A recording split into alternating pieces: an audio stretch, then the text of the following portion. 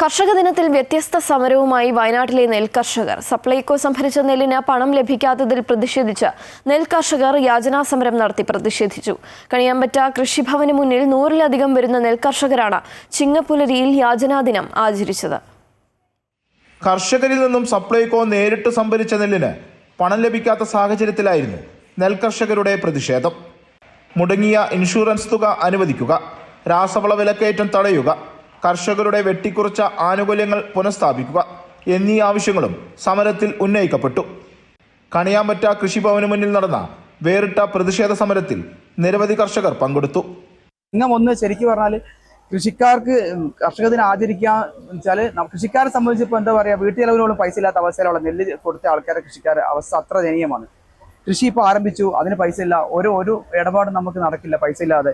എന്താ വെച്ചാൽ നാട്ടിൽ പണിക്കാർ അന്യസംസ്ഥാന തൊഴിലാളികൾ, അവർക്ക് നമ്മൾ പൈസ കൊടുക്കണം, ട്രാക്ടർ ഉഴുതാൻ വരുന്നതിന് പൈസ കൊടുക്കണം. ഏത് മേഖലയിലാണെങ്കിലും പൈസ ഇല്ലാതെ നമുക്ക് മുന്നോട്ട് പോകാൻ പറ്റില്ല. ഈ നെല്ല് അത്രയും പ്രതിസന്ധികൾ മറന്നിട്ടാണ് നമ്മൾ പുഞ്ച നെല്ല് കൊയ്തത്.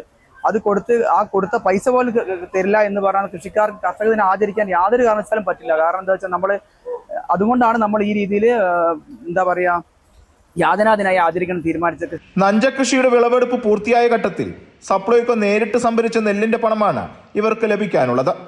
പല കർഷകർക്കും ലക്ഷങ്ങൾ കുടിശ്ശികയാണ്.